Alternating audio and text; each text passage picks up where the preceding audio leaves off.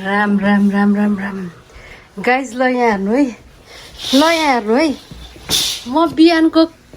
काम गएर हैन ड्युटी सकेर कति पैसा कमाएर आइसके यहाँ बुढो सुतिराख्नु भएको छ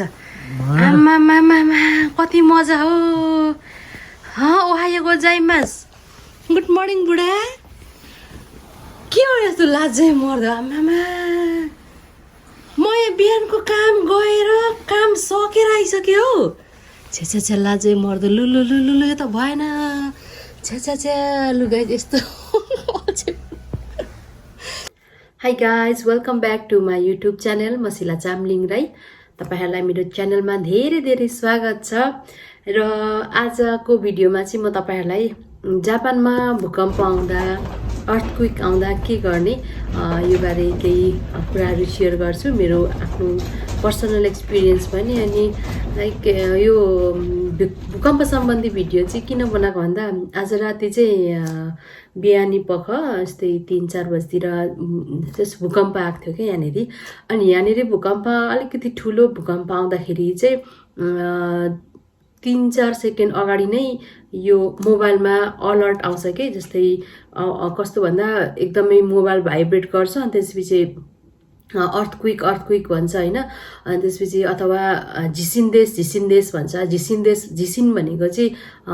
अर्थक्वेक हो अर्को झिसिङ भनेको चाहिँ एकदम कन्फिडेन्स पनि हो हैन तर अब यो मोबाइलमा यसरी झिसिन्देश भन्यो भने चाहिँ यो अर्थक्वेक भनेको हैन अनि यो भनेको 3-4 सेकेन्ड पछि चाहिँ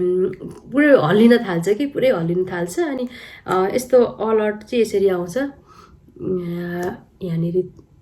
देखिरहनु भएको छ हैन यस्तो अलर्ट चाहिँ यसरी आउँछ अनि यो चाहिँ फेरि जस्तै तपाईको मोबाइलमा वाइफाईहरु छैन डाटाहरु पनि केही छैन सबै अफ गरेर राख्नु भएको छ सिम पनि चल्दैन हैन जस्तै आफूसँग यहाँनेरि मोबाइल चाहिँ यहाँनेरि एक्टिभेट गर्नु भएको छ भने पनि आउँछ बच्छ यसमा चाहिँ हैन अलर्ट आउँछ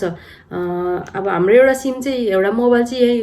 छ के यस्तै खालको हामी चाहिँ त्यो म चाहिँ त्यसमा यस्तो भिडियोहरु खिच्न फोटो खिच्न मात्रै राखेछ अनि त्यो मोबाइलमा नि अलर्ट आउँछ के झिसिन्देश अथवा अर्थक्वेक भनेर आउँछ अनि एकदमै ठुलो साउन्डमा आउँछ के एकदमै सुरुमा चाहिँ एकदम कराउँछ हैन एकदमै कराउँछ त्यसपछि अर्थक्वेक भन्छ झिसिन्देश भन्छ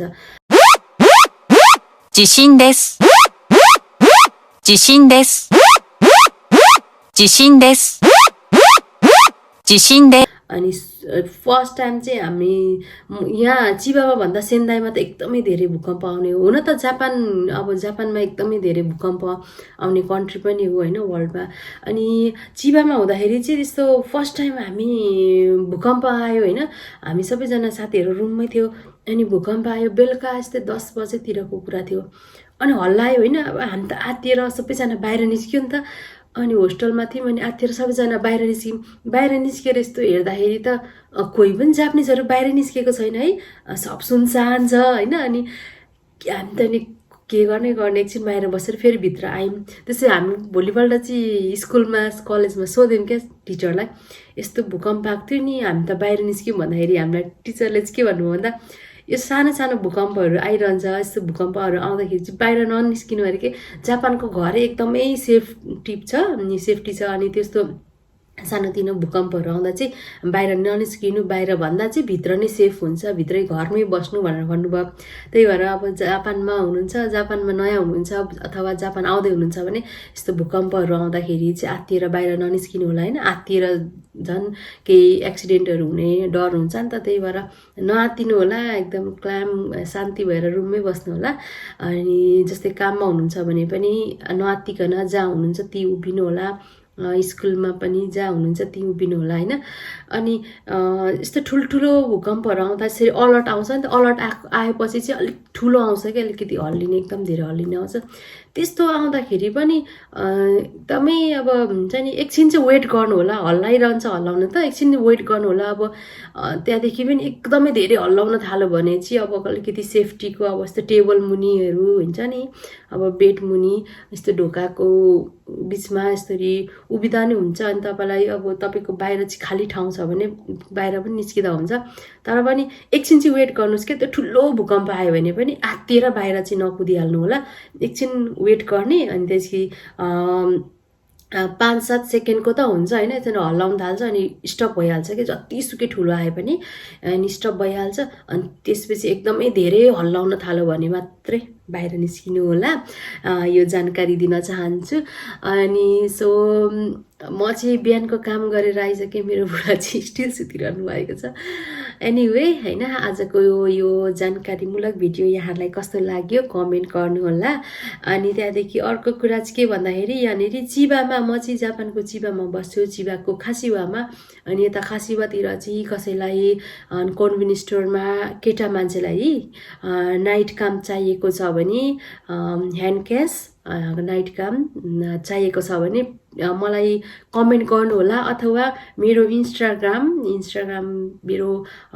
युट्युबमा पनि छ तर म तपाईँहरूलाई चाहिँ मेरो इन्स्टाग्राम चाहिँ शिला चामलिङ राई यो युट्युबकै नाम छ त्यहाँ गएर पनि मलाई फलो गरेर मेसेज गर्नुहोला यदि तपाईँहरूलाई काम चाहिएको छ भने चिबाको खासिवातिर वरिपरि बस्नुहुन्छ भने चाहिँ केटा मान्छे है ह्यान्ड क्यास काम रातिको लागि चाहिएको छ मेरो यहाँ काम गर्दै गरेको ठाउँको अनरले चाहिँ मलाई भन्नुभएको छ कोही तेरो साथीहरू छ भने मलाई भन सेउखाई गर म यहाँ काममा राख्छु भनेर भन्नुभएको छ सो यहाँ ह्यान्ड क्यास हो होइन त्यस्तै चाहिएको छ भने चाहिँ कमेन्ट गर्नुहोला अनि मेरो भिडियोहरू यहाँहरूलाई कस्तो लाग्छ प्रतिक्रिया मार्फत कमेन्ट गर्नुहोला अनि त्यसपछि अर्को मेन इम्पोर्टेन्ट कुरा भनेको चाहिँ मेरो च्यानललाई सब्सक्राइब गर्न चाहिँ नबिर्सिनु होला भन्दै म शिला चामलिङ राई भिडियोबाट बिदा हुन्छु नेक्स्ट भिडियोमा फेरि जापान सम्बन्धी एउटा नयाँ इन्फर्मेसन अथवा एउटा नयाँ भ्लगका साथ उपस्थित भइहाल्नेछु तबसम्मको लागि आफ्नो स्वास्थ्यको ख्याल गर्नुहोला भन्दै भिडियोबाट बिदा हुन्छु बाई बाई नमस्ते